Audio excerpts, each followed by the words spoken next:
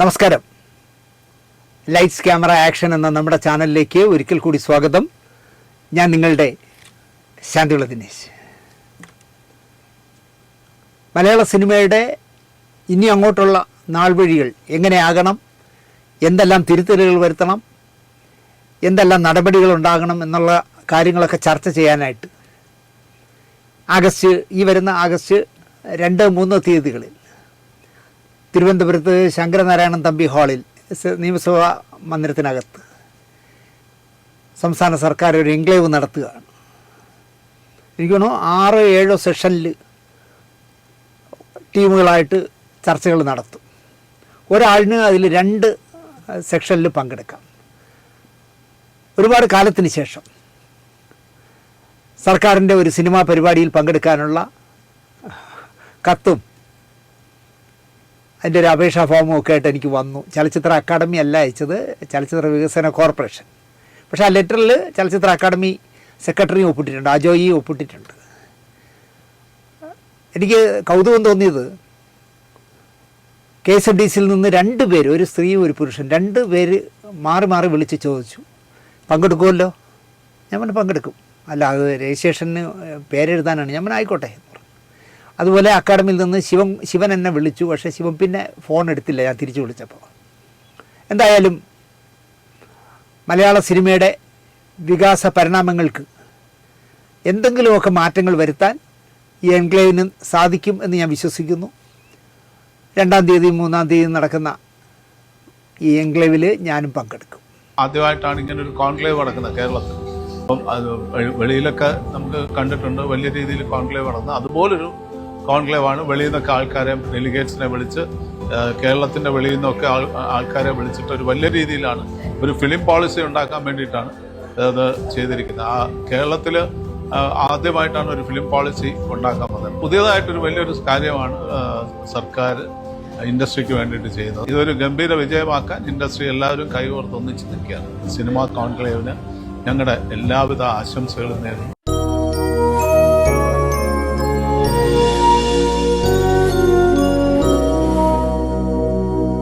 നമസ്കാരം. രസകരമായ ഒരു പ്രതിഭയെക്കുറിച്ചാണ് ഞാനിന്ന് സംസാരിക്കുന്നത്. വടക്കാഞ്ചേരി എങ്കക്കാട് പാലിശ്ശേരി എന്ന് പറഞ്ഞ, എങ്കക്കാട് ഗ്രാമത്തിലുള്ള പാലിശ്ശേരി എന്ന് പറഞ്ഞ കുടുംബത്തിൽ നിന്ന് സിനിമാ ലോകത്ത് തൻ്റെ തട്ടകം തേടിപ്പോയ നാരായണൻകുട്ടിയെ അറിയാമോ എന്ന് ചോദിച്ചാൽ ഉത്തരം കിട്ടാൻ വലിയ പ്രയാസമായിരിക്കും. നാരായണൻകുട്ടി അതാര് എന്നിങ്ങനെ നമ്മൾ ആലോചിക്കും.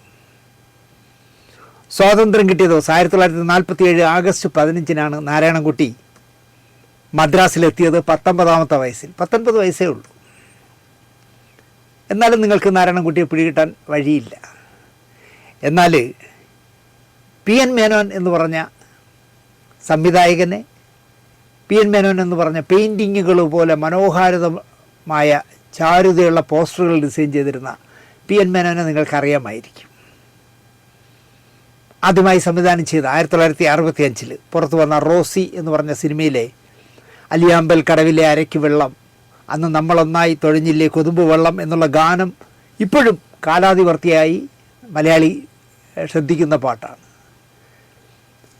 യേശുദാസ് മനോഹരമാക്കിയ 10 പാട്ടുകൾ പറഞ്ഞാൽ അതിലൊന്ന് ഈ അലിയാമ്പലായിരിക്കും. KP ഉദയഭാനു പാടേണ്ടിയിരുന്ന പാട്ടാണ്. ജോബ് എന്ന് പറഞ്ഞ ജോബ് മാസ്റ്ററാണ് ഇതിൻ്റെ സംഗീതം. ഭാസ്കരൻ മാഷ എഴുതിയത്. 10 ഒരു 3-4 പ്രാവശ്യം റെക്കോർഡിങ് മാറ്റിവെച്ചു. ഉദയഭാനുവിന് എത്താൻ പറ്റാത്തതുകൊണ്ട്. ഒരിക്കൽ പനിയായി, ഓരോ പ്രശ്നങ്ങൾ.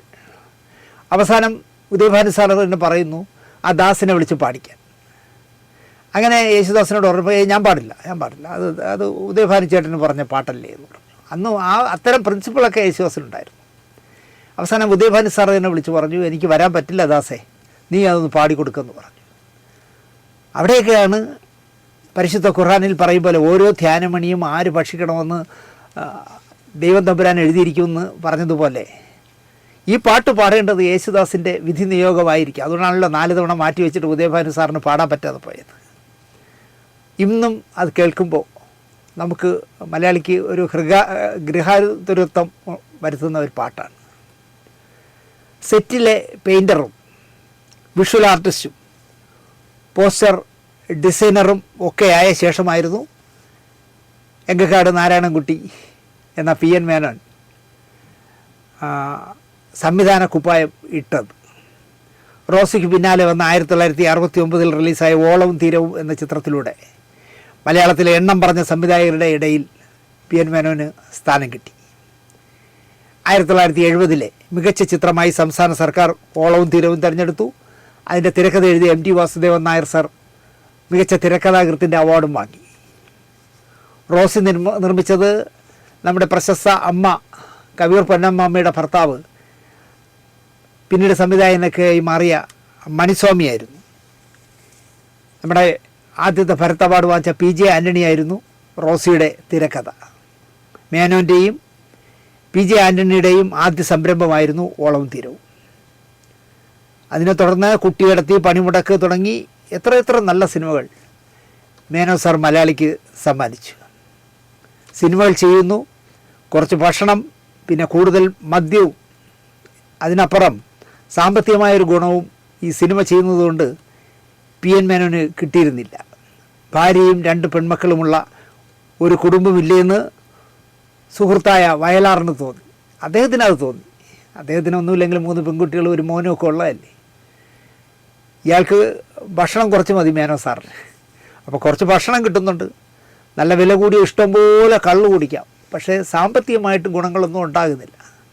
എന്തെങ്കിലും ഒരു സഹായം ചെയ്യണമെന്ന് വയലാറിന് തോന്നി. പ്രേം നസീർ അടക്കമുള്ള താരങ്ങളെ വില വയ്ക്കാത്ത സംവിധായകനായിരുന്നു PN മേനോൻ. ഇപ്പോൾ സേതുമാധവ സാർ അടക്കം, അക്കാലത്തുള്ള ഭാസ്കര മാഷ് അടക്കം, A. വിൻസെൻ്റ് അടക്കം, അന്നത്തെ എല്ലാ സംവിധായകരും താരങ്ങളെ വച്ച് സിനിമകൾ എടുത്തിരുന്നപ്പോൾ താരങ്ങളോട് എന്താ പറയുക, ഒന്ന് അടുക്കാൻ വൈമനസ്യം കാണിച്ച മനസ്സായിരുന്നു മേനോൻ സാറിൻ്റെ. കച്ചവട സിനിമാക്കാരുമായി അകലം പാലിക്കുന്ന ഒരാളായിരുന്നു PN മേനോൻ.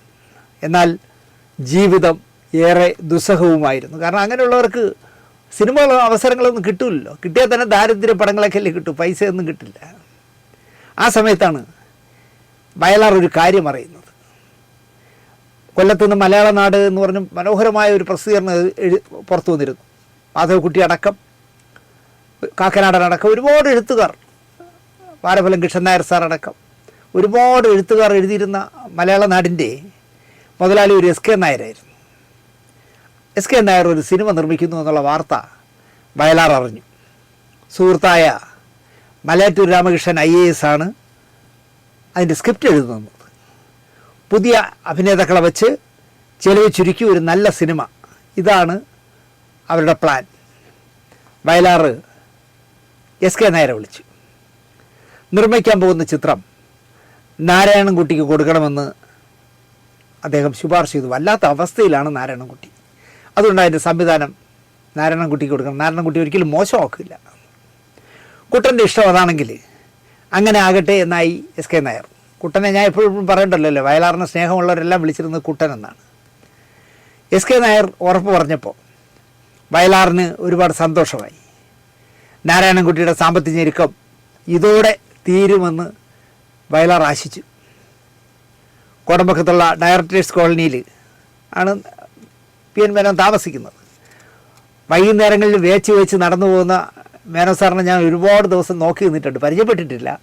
അവിടെയായിരുന്നു എഡിറ്റർ മുരളിയുടെ എഡിറ്റ് സ്റ്റുഡിയോ. അപ്പോൾ വൈകുന്നേരം ഇറങ്ങി ചായയൊക്കെ കുടിച്ചിട്ട് ഞങ്ങളിങ്ങനെ സൊറ പറഞ്ഞ് വൈകുന്നേരമാണ് അവിടെ പത്രം വരുന്നത്. അപ്പോൾ അവിടെ ഒരു കടയിൽ നിന്ന് പത്രമൊക്കെ വാങ്ങി അവിടെ ഒന്ന് വർത്തമാനം പറഞ്ഞൊരു ഫുട്പാത്തിൽ നിൽക്കും. ശശികുമാർ സാർ ഒരു തുണി സഞ്ചി തൂക്കി അദ്ദേഹത്തിൻ്റെ സ്ഥിരം വേഷമായ ജുബയും മുണ്ടും കൊടുത്ത് പഴങ്ങളൊക്കെ വിൽക്കുന്ന, പച്ചക്കറികളൊക്കെ വിൽക്കുന്ന, റോഡിൽ വെച്ച് കൂറ് വെച്ച് വിൽക്കുന്ന പെണ്ണുങ്ങളുടെ അടുത്ത് നിന്ന് ബാർഗെയിൻ ചെയ്ത് ശശികുമാർ സാർ വാങ്ങിക്കുമ്പോൾ ഞാൻ അടുത്ത് പോയി നിൽക്കുമായിരുന്നു. ഇദ്ദേഹം തമിഴിലാണോ മലയാളത്തിലാണോ സംസാരിക്കുന്നതെന്ന് കേൾക്കാൻ, അല്ല പരിചയമില്ലല്ലോ.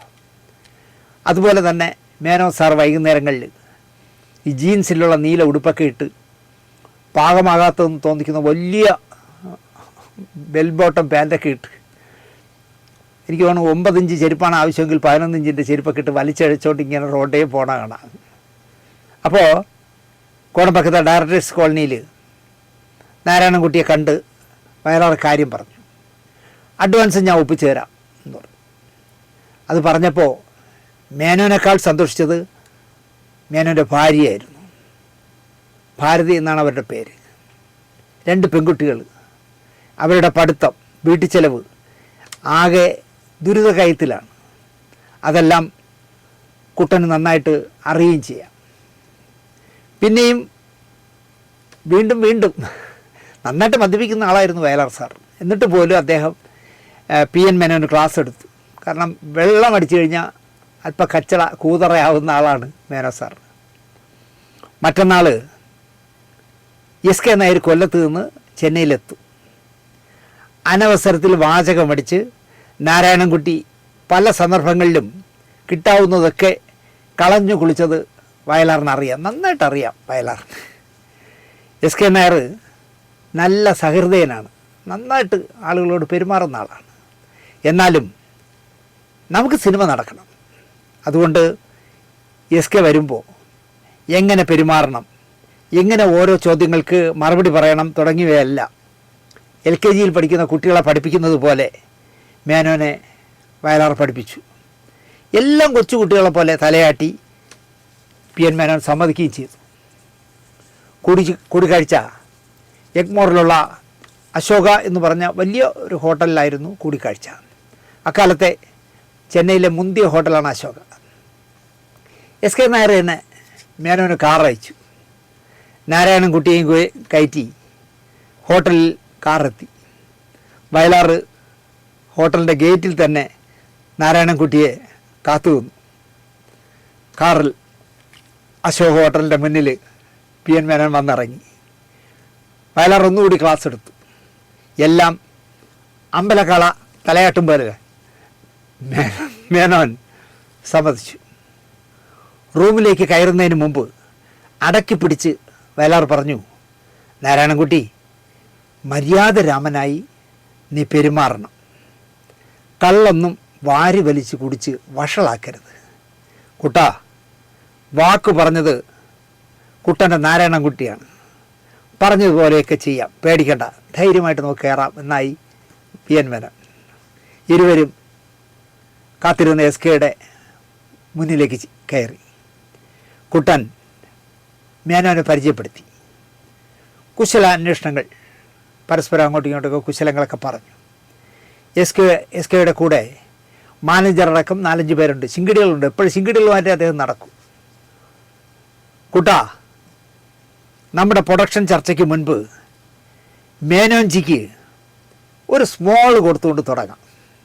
അപ്പോൾ സംഭാഷണത്തിനൊക്കെ നല്ല ഒരു ഋതം വരും എന്നായി SK നായർ.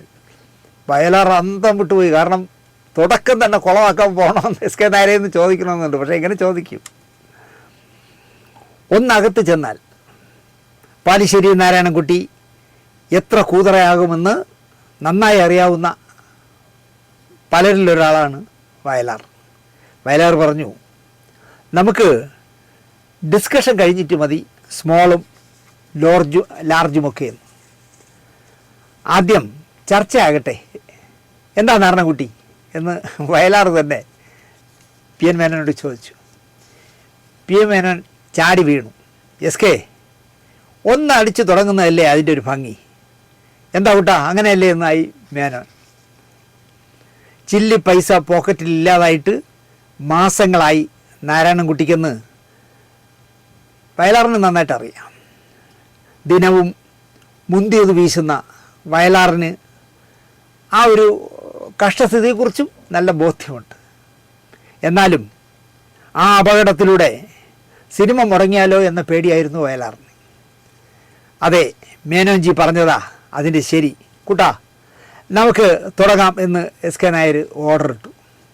കേൾക്കേണ്ട താമസം അദ്ദേഹത്തിൻ്റെ മാനേജർ കുപ്പികളും ഗ്ലാസുമൊക്കെ മേശമേൽ നിരത്തി. പിന്നെ എന്തൊക്കെയോ ഓർഡർ കൊടുത്തു. കൂട്ടത്തിൽ SK നായർ പറഞ്ഞു, കൊല്ലത്തുനിന്ന് വരുമ്പോൾ ഞാൻ കുറച്ച് സ്കോച്ച് കരുതിയിരുന്നു കാറിൽ. മേനോൻജിക്ക് സ്കോച്ച് പ്രശ്നമാവുമോ എന്ന് ചോദിച്ചു. ഏയ്, അങ്ങനെയൊന്നുമില്ല, എന്തായാലും കള്ളാണല്ലോ, എനിക്കൊരു പ്രശ്നവുമില്ല എന്നായി PN മേനോൻ. സിനിമാക്കാരൻ ചർച്ച ചെയ്യാൻ വന്നിട്ട് അതൊക്കെ മറന്ന് നാരായണൻകുട്ടി മദ്യത്തിലേക്ക് കളം മാറുന്നത് കണ്ട് വയലാറിന് ചങ്കിടി കൂടി. ഇത് കുളമാവുമെന്ന് വയലാറിന് മനസ്സിലായി. നമ്മുടെ ഭദ്രേട്ട സംവിധാനം ചെയ്ത ഒളിമ്പ്യൻ അന്തോണി ആദത്തിലെ ജഗതി അഭിനയിച്ച വട്ടോളി പൊറിഞ്ചു എന്ന് പറഞ്ഞ കഥാപാത്രം ഉണ്ടല്ലോ, അതുപോലെ ആകും മദ്യപിച്ചാൽ എങ്കക്കാട്ട് നാരായണൻകുട്ടി എന്ന് നന്നായിട്ട് വയലാറിനറിയാം. നിരത്തി വെച്ച് ഒഴിച്ച ഗ്ലാസ്സുകളിൽ ആദ്യത്തെ ഗ്ലാസ് ഒറ്റ വലിക്ക് നാരായണൻകുട്ടി അകത്താക്കി, എന്നിട്ട് ഗ്ലാസ് മേശപ്പുറത്ത് വെച്ചു. വെള്ളവും വേണ്ട, ഐസും വേണ്ട, തൊട്ടുകൂട്ടാൻ വേണ്ട, ഒന്നും വേണ്ട, ഒറ്റ വലി അങ്ങ് വലിച്ചിട്ട് ഗ്ലാസ് ഇടിച്ചങ്ങ് മേശപ്പുറത്ത് വെച്ചു. മരുഭൂമിയിൽ 5 വർഷക്കാലം കഴിഞ്ഞ് കുളിർമഴ പെയ്തതുപോലെ നാരായണൻകുട്ടി മേനോൻ ഉത്സാഹഭരിതനായി എന്ന് പറഞ്ഞു. അദ്ദേഹം നല്ല സ്മാർട്ടായി. ഒറ്റ വലിക്ക് ഒരു ഗ്ലാസ് അകത്താക്കി ഗ്ലാസ് മേശപ്പുറത്ത് ഇടിച്ചു വെച്ച മേനോനെ എസ് കെ നായർ നോക്കി അമ്പരന്നിരുന്നു.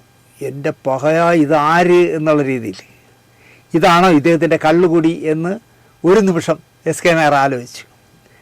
വയലാറ് മിഴിച്ചിരുന്നതല്ലാതെ കമാന്നൊരക്ഷരം മിണ്ടിയിലായി. കൈവിട്ടു എന്ന് വയലാറിന് മനസ്സിലായി.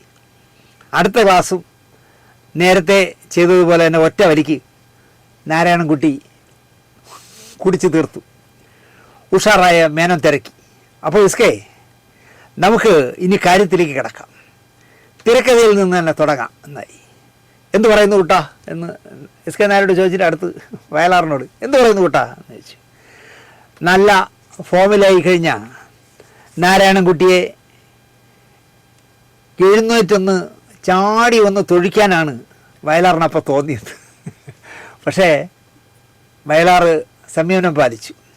ഓക്കെ, നമുക്ക് തുടങ്ങാമെന്നായി എസ് കെ നായർ. നായർ പറഞ്ഞു,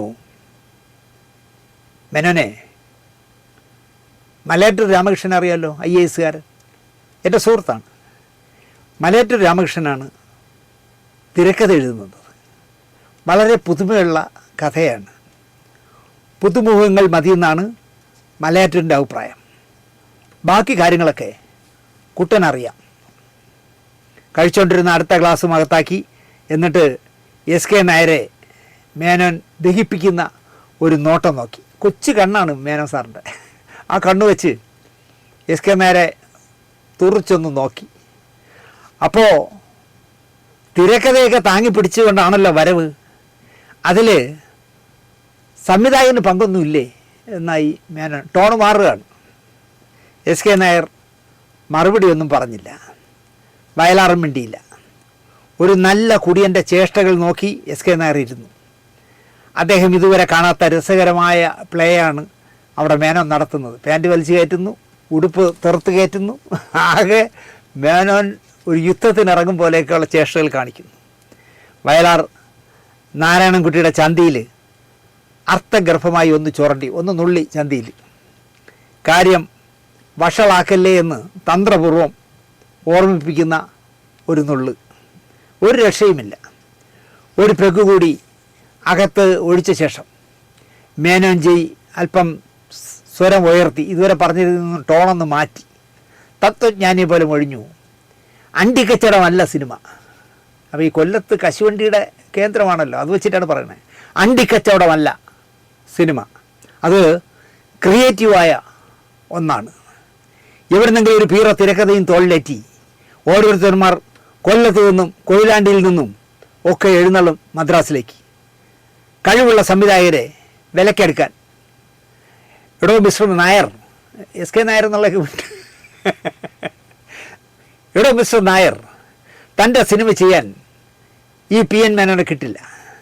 കുട്ടൻ പറഞ്ഞതുകൊണ്ട് മാത്രമാണ് ഞാൻ വന്നത്, വേറെ ആരെങ്കിലും നോക്കിക്കോ. കുട്ടനാകെ ധർമ്മസങ്കടത്തിലായി. ഇനി എന്ത് ചെയ്യാനാണ്?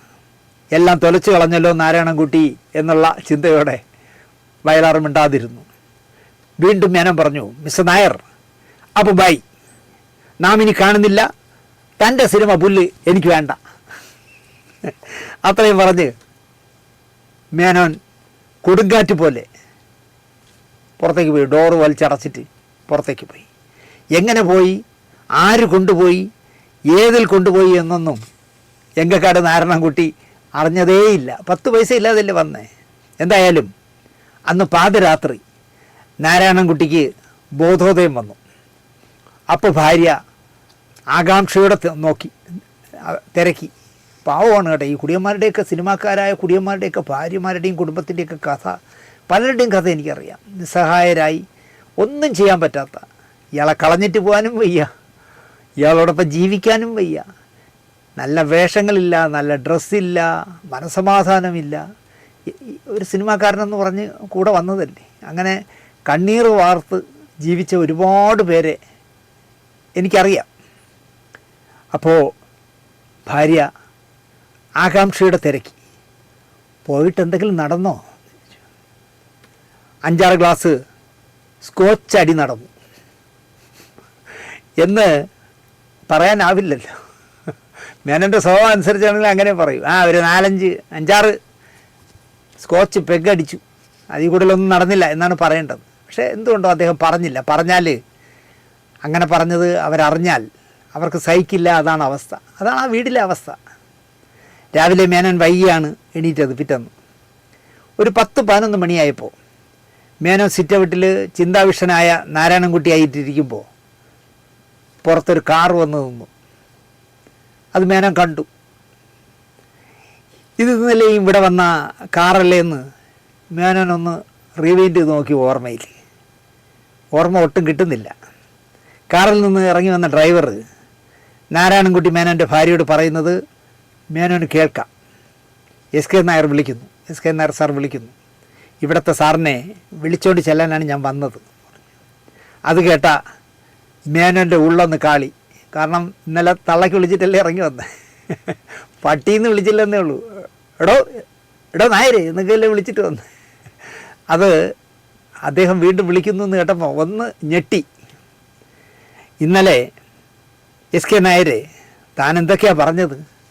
തീർച്ചയായും അയാൾ തൻ്റെ ഗുണ്ടകളെ ഉപയോഗിച്ച് തല്ലും എന്ന കാര്യം ഉറപ്പാണ്. അക്കാലത്ത് ചെന്നൈയിൽ താമസിക്കാൻ വന്ന നിർമ്മാതാക്കൾക്കൊക്കെ ഏതാണ്ട് എല്ലാ പേർക്കും ചട്ടമ്പിമാർ ഉണ്ടായിരുന്നു. ആരെങ്കിലും ഇഷ്ടമില്ലെങ്കിൽ തല്ലാനൊക്കെ. പണ്ട് ശ്രീകുമാരൻ തമ്പി സാറിനെ തല്ലാൻ പോയ ആർക്കെ ലാബിൽ ചെന്ന കഥയൊക്കെ മുമ്പ് ഞാൻ പറഞ്ഞിരുന്നല്ലോ. എസ് കെ നായർ കൊല്ലത്തെ വലിയ മുതലാളിയാണ്, നല്ല ആൾബലവുമുണ്ട്. എന്തു സംഭവിക്കാം. ഉത്തരം ഇങ്ങനെയൊക്കെ തേടുന്നതിനിടയിൽ ഭാര്യ വന്ന് പറഞ്ഞു, എന്തായാലും അദ്ദേഹം വിളിച്ചതല്ലേ, പോയി കണ്ടിട്ട് വരൂ. അവർക്ക് മനസ്സിലായി ഇന്നലെ കുളമാക്കിയിട്ടാണ് രാത്രി അടിച്ച് 4 കാലിൽ വന്നതെന്ന്. ഈ കുടിയന്മാരുടെയൊക്കെ ഭാര്യമാർ വെറും പാവങ്ങളായിരിക്കും. അവർ അനുഭവിക്കുന്ന ദുരിതം പറഞ്ഞറിയിക്കാൻ കഴിയാത്തതാണ്. വരുന്നിടത്ത് വെച്ച് കാണാം എന്നുറപ്പിച്ച് നാരായണൻകുട്ടി കസേരയിൽ നിന്ന് എണീറ്റു. കുളിച്ച് വൃത്തിയുള്ള വേഷങ്ങളൊക്കെ ധരിച്ച് മര്യാദരാമനായി കാറിൽ കയറി ഹോട്ടൽ അശോകയിലേക്ക് ചെന്നു. ഹോട്ടൽ മുറിയിൽ ചെല്ലുമ്പോൾ അപ്പോഴും കുട്ടനും എസ് കെ നായരും മേനോൻ്റെ വരവ് കാത്തിരിക്കുകയാണ്. വയലാറുമുണ്ട്. വാതിൽ തുറന്ന് കയറി വന്ന മേനോനെ കണ്ട പാടെ എസ് കെ നായർ എണീറ്റ് ധൃതരാഷ്ട്രാലിങ്ങനെ പോലെ കെട്ടിപ്പിടിച്ചു. ഇന്നലത്തെ സംഭവം എനിക്ക് ഒരുപാട് പിടിച്ചു കേട്ടോ മേനോനെ. ധിക്കാരികൾ ഇങ്ങനെ ആയിരിക്കണം. മലയാറ്റൂർ തിരക്കഥ എഴുതുന്ന ചെമ്പരത്തി എന്ന സിനിമ PN മേനോൻ സംവിധാനം ചെയ്യുന്നു. എസ് കെ നായർ എന്ന ഞാൻ നിർമ്മിക്കുന്നു. പക്ഷെ ഒരു കാര്യം, മേനോൻജിക്ക് കള്ളു കുടിക്കാൻ അറിയില്ല. അത് ഞാൻ ഇന്നലെ മനസ്സിലാക്കി. ഇന്ന് ഞാൻ എങ്ങനെയാണ് മാന്യമായി കള്ളു കുടിക്കേണ്ടത് എന്ന് പഠിപ്പിച്ചു തരാം എന്നായി എസ് കെ നായർ. വരൂ, ഇരിക്കൂ. പഠനം രാവിലെ തന്നെ തുടങ്ങാം എന്ന് പറഞ്ഞപ്പോൾ മേനോൻ്റെ മനസ്സിലും ഒരു സന്തോഷം. വെള്ളമടി തുടങ്ങിയാണല്ലോ. നേരത്തെ പറഞ്ഞു വെച്ച പോലെ മാനേജർ കുപ്പികളും ഗ്ലാസുകളും ടീപ്പോയിൽ നിരത്തി കള്ളുകുടി ഉദ്ഘാടനം ചെയ്തു. തിരക്കഥയെക്കുറിച്ചും താരങ്ങളെക്കുറിച്ചും എടുക്കേണ്ട രീതിയുമൊക്കെ കള്ളുകുടിക്കിടയിൽ പുറത്തു വന്നു. മറുപടികളും പറഞ്ഞു. അതിൽ നിന്ന് പുതിയ ആശയങ്ങളും ഉണ്ടായി. അങ്ങനെ ചെമ്പരത്തി എന്ന സിനിമയുടെ മഹത്തായ തുടക്കം കുറിച്ചു. വെള്ളമടിയുടെ 2ാം ദിവസം മദ്യസേവയും ആഹാരം കഴിക്കലും ചർച്ചയും ഉറക്കവും ഒക്കെ കഴിഞ്ഞ് രാത്രി വൈകിയാണ് മേനോനെ വീട്ടുമുറ്റത്ത് ഡ്രൈവർ കൊണ്ടുവിട്ടത്. ഇവിടെയൊക്കെയാണ് സത്യത്തിൽ ഈ എസ് കെ നായരെയൊക്കെ പോലുള്ള വലിയ മനസ്സുള്ള നിർമ്മാതാക്കളെ നമ്മൾ നമിച്ചു പോകുന്നത്. അവരെപ്പോലുള്ള ആളുകൾ ഇല്ലാതെ പോയതാണ് മലയാള സിനിമയുടെ കഷ്ടകാലം എന്ന് ഞാൻ പറയും.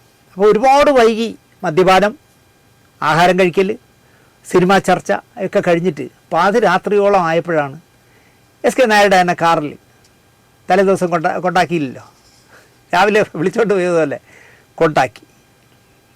വീട്ടിൻ്റെ മുന്നിൽ ഇറങ്ങുമ്പോൾ സതീർത്ഥനായ ശ്രീകൃഷ്ണനെ കാണാൻ പോയ തൻ്റെ ആവലാതികൾ പറയാൻ പറ്റാതെ വിയർപ്പ് നാറിൽ തൻ്റെ കഷത്ത് വച്ചിരുന്ന അവിലും കൊടുത്തിട്ട് മടങ്ങിയ കുചേലൻ തൻ്റെ തളർന്ന് വീഴാറായ വീടിരുന്ന സ്ഥലത്ത് എത്തുമ്പോൾ ഒരു കൊട്ടാര സദൃശമായ വീടാണല്ലോ അവിടെ കാണുന്നത്.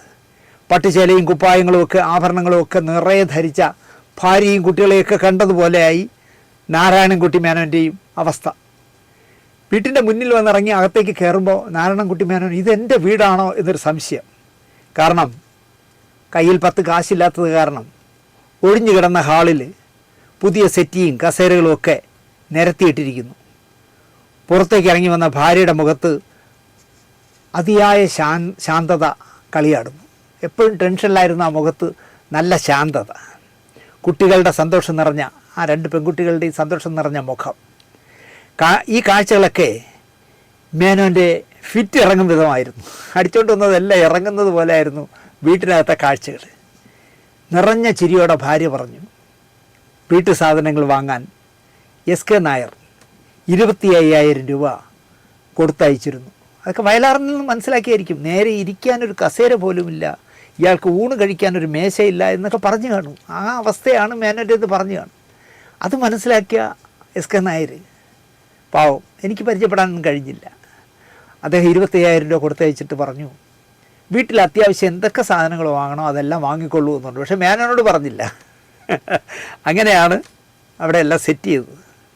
മേനോൻ അന്തം വിട്ടുപോയി. ഇങ്ങനെയും ഒരു നിർമ്മാതാവ് ഉണ്ടോ എന്ന് മേനോൻ ആലോചിച്ചു. ഇങ്ങനെയുള്ള ഒരാളിനോടാണോ തൻ്റെ സിനിമ എനിക്ക് വേണ്ട എന്ന് ഞാൻ ഇന്നലെ പറഞ്ഞത് എന്ന് ആലോചിച്ചപ്പോൾ മേനോനും ഭയങ്കര വിഷമം തോന്നി. മലയാള നാട് പ്രസിദ്ധീകരണം നല്ല വിജയമായി നിൽക്കുന്ന കാലത്ത് കഥ എഴുതാം കവിത എഴുതാം എന്ന് പറഞ്ഞ് മലയാളത്തിലെ വലിയ എഴുത്തുകാർ ഒരുപാട് കാശ് എസ് കെ നായരിൽ നിന്നും അഡ്വാൻസായിട്ട് കൈപ്പറ്റിയിരുന്നു. പി എൻ മേനോന് ആ കഥയൊന്നും അറിയില്ല. ഒരുപാട് പേര് വാങ്ങിയിരുന്നു. ആ വാങ്ങിയവരൊക്കെ എഴുതി കൊടുത്തോ എന്ന് ചോദിച്ചാൽ സംശയമാണ്. പക്ഷെ ആര് ചെന്ന് ചോദിച്ചാലും ഞാൻ എൻ്റെ പുതിയ നോവൽ ഇങ്ങനെ ഒരു പ്ലോട്ട് ചെയ്യുകയാണ്, ആ നോവൽ നിങ്ങൾക്ക് തരാമെന്ന് പറഞ്ഞിട്ട് എനിക്കൊരു 25,000 രൂപ അല്ലെങ്കിൽ 50,000 രൂപ എന്ന് പറഞ്ഞാൽ അപ്പം എസ് കെ നായർ എടുത്ത് കൊടുക്കുമായിരുന്നു. പക്ഷേ അവസാനമായപ്പോൾ അദ്ദേഹത്തിൻ്റെ ജീവിതം വലിയ കഷ്ടത്തിലുമായിരുന്നു. പക്ഷേ ഇങ്ങനെ ദാനശീലനായ ഒരു മനുഷ്യനാണ്, അല്ലെങ്കിൽ സുഹൃത്തുക്കളെ സഹായിക്കുന്ന ഒരു മനുഷ്യനാണ് എസ് കെ നായരെന്ന് പി എൻ മേനോൻ അറിയില്ലായിരുന്നു. തൻ്റെയും കുടുംബത്തിൻ്റെയും ധർമ്മസങ്കടം മുഴുവൻ എസ് കെ നായരുടെ ചെവിയിലെത്തിച്ച കുട്ടൻ എത്ര വലിയ മനസ്സിൻ്റെ ഉടമയാണ് എന്ന് അപ്പോഴാണ്. അവൻ വെറും സുഹൃത്ത് മാത്രമല്ല, കുട്ടന് ഇല്ലായ്മകളും വല്ലായ്മകളും ഒക്കെ അറിയാവുന്ന, സഹപ്രവർത്തകരുടെ ദുരിതങ്ങൾ അറിയാവുന്ന മനുഷ്യനാണെന്ന് അപ്പോഴാണ് പി എൻ മേനോൻ മനസ്സിലാക്കുന്നത്. ശരിക്കും മേനോൻ നല്ല കുട്ടിയായി മാറി. ഈ സിനിമയിലൂടെയാണ് പിന്നെ പ്രശസ്തനായ സംവിധായകനായി മാറിയ ഭരതൻ ആദ്യമായിട്ട് കലാസംവിധാനം ചെയ്യുന്നത് ഈ ചിത്രത്തിലൂടെയാണ്. പി എൻ മേനോൻ്റെ ജ്യേഷ്ഠൻ്റെ മകനാണ് ഭരതൻ. 1972 ജൂലൈ 7 ചെമ്പരത്തി റിലീസായി. ജൂലൈ 7 എന്ന് പറഞ്ഞാൽ ഇപ്പം ജൂലൈ മാസമാണല്ലോ. അപ്പോൾ ശരിക്കും പറഞ്ഞാൽ 53 വർഷം മുമ്പ് മലയാറ്റൂർ എഴുതിയ ലോഡ്ജ് എന്ന് പറഞ്ഞ കഥയായിരുന്നു ചെമ്പരത്തിയുടെ ഇതിവൃത്തം. തമിഴിൽ റോജാരമണി എന്നും മലയാളത്തിൽ ശോഭന എന്ന പേരിലും ബാലതാരമായി വന്ന ബാലനടിയാണ് ഇതിൽ നായികയായി മാറിയത്. അതോടെ ശോഭന ചെമ്പരത്തി ശോഭനയായി മാറി. ചെമ്പരത്തിയിൽ കണ്ട ശോഭനയെ ഇപ്പോൾ കണ്ടാൽ ആർക്കും മനസ്സിലാവാത്ത രൂപസാദൃശ്യമായി അവർക്ക് തടിച്ചു ചീർത്ത് ഒരിക്കലും ചെമ്പരത്തി ശോഭനയാണെന്ന് തോന്നേയില്ല. 1972 മികച്ച 2ാമത്തെ ചിത്രമായി ചെമ്പരത്തി തിരഞ്ഞെടുക്കപ്പെട്ടു. മികച്ച ചിത്രമായി തിരഞ്ഞെടുത്തത് സേതുമാധവൻ്റെ പണിതീരാത്ത വീടായിരുന്നു. മികച്ച 3ാമത്തെ ചിത്രമായി തിരഞ്ഞെടുത്തത് കുഞ്ചാക്കോയുടെ ആരോമലുണ്ണിയായിരുന്നു. മികച്ച ഗാനരചനയ്ക്കും സംഗീത സംവിധാനത്തിനും വയലാറും ദേവരാജനും ചെമ്പരത്തിയിലൂടെ തിരഞ്ഞെടുക്കപ്പെട്ടു. സ്വയംവരം മത്സരിച്ച വർഷമായിരുന്നു 1972. ബ്ലാക്ക് ആൻഡ് വൈറ്റ് ക്യാമറാമാനുള്ള പുരസ്കാരം മാത്രമാണ് മങ്കട രവിവർമ്മയ്ക്ക് സ്വയംവരത്തിലൂടെ നേടാൻ കഴിഞ്ഞത്. പിന്നെ ശബ്ദലേഖകനായി പി ദേവദാസ് സ്വയംവരത്തിലൂടെ തിരഞ്ഞെടുക്കപ്പെട്ടു. പിറ്റേ വർഷവും 1973 മികച്ച 2ാമത്തെ സിനിമയ്ക്കുള്ള അവാർഡ് പി എൻ മേനോൻ്റെ ഗായത്രി നേടിയെടുത്തു. ഒരു മനോഹരമായ വേഷമാണ് എം ജി സോമൻ ഗായത്രി ചെയ്തത്. മികച്ച നടിയായി ജയഭാരതിയും ഗായത്രിയിലൂടെ അവാർഡ് നേടി. 73 മികച്ച എഡിറ്ററായി രവിയെ തിരഞ്ഞെടുത്തു. മഴക്കാറും പി എൻ മേനോൻ ചെയ്തതാണ്. സംവിധാനത്തിനും അതിലെ എഡിറ്റിങ്ങിനാണ് രവിക്ക് എഡിറ്റിങ്ങിനുള്ള അവാർഡ് കിട്ടിയത്. നിർമാല്യത്തിനും കൂടി ചേർത്താണ് ആ വർഷത്തെ എഡിറ്റിങ്ങിനുള്ള പുരസ്കാരം രവി നേടിയത്. നേരത്തെ പറഞ്ഞ ചിത്രങ്ങൾക്ക് പുറമെ ചായം, മാപ്പുസാക്ഷി, പണിമുടക്ക്, ദർശനം, ഓടക്കുഴൽ, ഉദയം കിഴക്ക് തന്നെ, ടാക്സി ഡ്രൈവർ, അർച്ചന ടീച്ചർ, മലമുകളുടെ ദൈവം, അസ്ത്രം, കടമ്പ, മണി ഓർഡർ, പടിപ്പുര, ദേവതയാനും തമിഴിലാണ്. ഇത്രയും സിനിമകൾ അദ്ദേഹം ചെയ്തു. പിന്നെ കുറേ സീരിയലുകൾ ചെയ്തു. സംസ്ഥാന സർക്കാരിന് വേണ്ടി, ഫിലിം ഡിവിഷനൊക്കെ വേണ്ടി എന്തൊക്കെയോ ഡോക്യുമെൻ്ററികൾ ചെയ്തു. അദ്ദേഹത്തെ JC ഡാനിയൽ അവാർഡ് നൽകി സംസ്ഥാന സർക്കാർ ആദരിക്കുകയും ചെയ്തു. സിനിമ മാറുന്നു. തനിക്ക് ഇഷ്ടപ്പെടുന്ന തരത്തിലുള്ള സിനിമയ്ക്ക് ഇനി പ്രസക്തിയില്ല എന്നറിഞ്ഞപ്പോൾ അദ്ദേഹം വീണ്ടും പഴയ ലാവണത്തിലേക്ക് പോയി, പോസ്റ്റർ ഡിസൈനിലേക്ക്. മനോഹരമായ പോസ്റ്റർ ഡിസൈനറായിരുന്നല്ലോ പി എൻ മേനോൻ. മഞ്ഞിൽ വിരിഞ്ഞ പൂക്കളുടെ പോസ്റ്റർ മാത്രം മതി പി എൻ മേനോനിലെ പെയിൻറ്ററെ അറിയാൻ. നിങ്ങളൊന്ന് മനസ്സിൽ ആലോചിച്ച് നോക്കും. മഞ്ഞിൽ വിരിഞ്ഞ പൂക്കൾക്ക് വേണ്ടി മേനോൻ സാർ ചെയ്ത, അല്ലെങ്കിൽ IV ശശിയും MG കൂടെ ചെയ്ത കുറേ സിനിമകൾക്ക് മേനോൻ സാറിൻ്റെ പെയിൻറ്റിങ് പോലുള്ള പോസ്റ്ററുകളായിരുന്നു. സിനിമകളുടെ വിജയത്തിൽ പി എൻ മേനോൻ്റെ പോസ്റ്ററുകൾ വഹിച്ച പങ്ക് വിസ്മരിക്കാൻ പറ്റാത്തതായിരുന്നു. പ്രായം ഏറി വരുമ്പോൾ അശ്വിനിപാദം പോലെ മേനോൻ്റെ കുടുംബത്തിൽ ചില വിഷമതകളുണ്ടായി. NFDCയിലുണ്ടായിരുന്ന കുറച്ച് സിനിമകളിൽ അഭിനയിച്ചിരുന്ന ചന്ദ്രൻ നായർ എന്ന് പറഞ്ഞൊരു നല്ല വലിയ മനുഷ്യനുണ്ടായിരുന്നു. ചന്ദ്രൻ നായർ, നമ്മുടെ നടൻ രാഘവൻ ഒരു സിനിമ സംവിധാനം ചെയ്തല്ലോ, കിളിപ്പാട്ട്. അതിലടക്കം കുറച്ച് സിനിമകളിൽ അഭിനയിച്ച നടനായിരുന്നു ചന്ദ്രൻ നായർ. ചിദംബരത്തിൽ നല്ല ഒരു വേഷമാണ് അദ്ദേഹം ചെയ്തത്. ഇവിടെ ഇപ്പോൾ ചന്ദ്രൻ നായരെ ഓർത്തത് അദ്ദേഹത്തിൻ്റെ 2 ആൺമക്കളാണ്. രണ്ട് കുട്ടികളാണ്. അതിലൊരു മകനും ഒരു മകളുമാണ്. ചന്ദ്രൻ നായരുടെ മകൻ സമീറാണ് പി എൻ മേനോൻ്റെ മൂത്ത മകളെ വിവാഹം കഴിച്ചത്. NDTVയിൽ പ്രവർത്തിച്ചിരുന്നു സമീർ നായർ. കോൻ ബനേഗ കരോർപതി എന്ന് പറഞ്ഞ അമിതാഭ് ബച്ചൻ്റെ പ്രശസ്തമായ പ്രോഗ്രാം സമീറിൻ്റെ ബുദ്ധിയായിരുന്നു. സമീറിൻ്റെ പി എൻ മേനോൻ്റെ മകളുമായുള്ള വിവാഹബന്ധം പക്ഷേ നീണ്ടുപോയില്ല. മാനസികമായി വലിയ പ്രഹരമായിരുന്നു മകളുടെ വിവാഹ തകർച്ച. ചെറുപ്പകാലത്തെ അമിതമായ ലഹരി ഉപയോഗവും മകൾക്കുണ്ടായ ശിഥിലതയും ഒക്കെ മേനോനെ തകർത്തു. അദ്ദേഹം പെട്ടെന്ന് രോഗബാധിതനായി. മനസ്സിൻ്റെ താളം തെറ്റി. ഓർമ്മകൾ കൈവിട്ടു. ഇളയ മകൾ പി എൻ മേനോനെ കൊച്ചിയിലേക്ക് കൊണ്ടുപോയി. 2008 സെപ്റ്റംബർ 9 82ാമത്തെ വയസ്സിൽ പി എൻ മേനോൻ എന്ന സ്റ്റുഡിയോ സെറ്റുകളിൽ നിന്നും മലയാള സിനിമയുടെ ക്യാമറയെ ഗ്രാമത്തിലേക്ക് തുറന്നു വെച്ച ആ സംവിധായകൻ കണ്ണടച്ചു. റോസിയിലെ അല്ലിയാമ്പൽ കടവിലെ അരയ്ക്ക് വെള്ളം മാത്രമല്ല, ചെമ്പരത്തിയിലെ ചക്രവർത്തിനി നിനക്ക് ഞാൻ എൻ്റെ ശില്പഗോപുരം തുറന്നു, പുഷ്പപാതുകം പുറത്തു വയ്ക്കുന്നീ, നഗ്നപാതയായി അകത്തു വരൂ എന്നുള്ള മനോഹരമായ പാട്ട്. അതുപോലെ തന്നെ ഈ പറയുന്ന ചിത്രത്തിൽ ഒരു ശാസ്താം പാട്ടുണ്ട്. അത് എന്താ പറയുക, ശരണമയ്യപ്പ സ്വാമി ശരണമയ്യപ്പ, ശബരിഗിരിനാഥ സ്വാമി ശരണമയ്യപ്പ, മണ്ഡലം നൊയമ്പ് നോറ്റു, അക്ഷരലക്ഷം മന്ത്രങ്ങൾ ഉരുക്കഴിച്ചു എന്ന് പറഞ്ഞാൽ നല്ല മനോഹരമായ യേശുദാസ് പാടിയ ശാസ്താം പാട്ട്.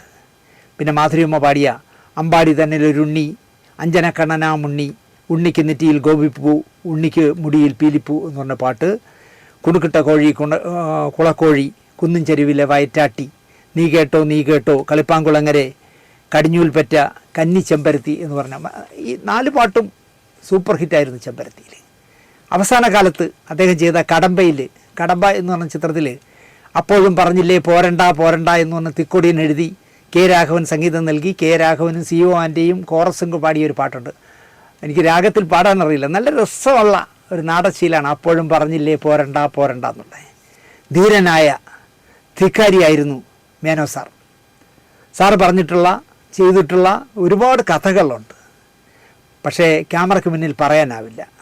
ആ വലിയ മനുഷ്യന് ആദരാഞ്ജലി അർപ്പിക്കാമെന്നതിനപ്പുറം രസകരമാണ് അദ്ദേഹത്തിന്. ഒരിക്കലും അദ്ദേഹത്തിൻ്റെ പ്രായം അദ്ദേഹം അംഗീകരിച്ചിരുന്നില്ല. മനസ്സെപ്പോഴും ചെറുപ്പമായിരുന്നു.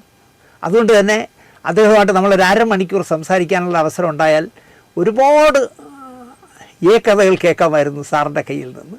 രസകരമായി സാർ പറയുമായിരുന്നു. അങ്ങനെ അതൊന്നും ഈ ക്യാമറയ്ക്ക് മുന്നിൽ പറയുന്നത് ശരിയല്ലല്ലോ. ആ അനുഗ്രഹീത കലാകാരന് PN മേനോൻ എന്ന നാരായണൻകുട്ടി മേനോന് അദ്ദേഹത്തിൻ്റെ ആത്മാവിന് നിത്യാഞ്ജലി നേർന്നുകൊണ്ട് ഈ എപ്പിസോഡ് നിങ്ങൾക്ക് ഇഷ്ടപ്പെട്ടിരിക്കുമെന്ന് വിശ്വസിച്ച് നിർത്തുന്നു. നന്ദി, നമസ്കാരം.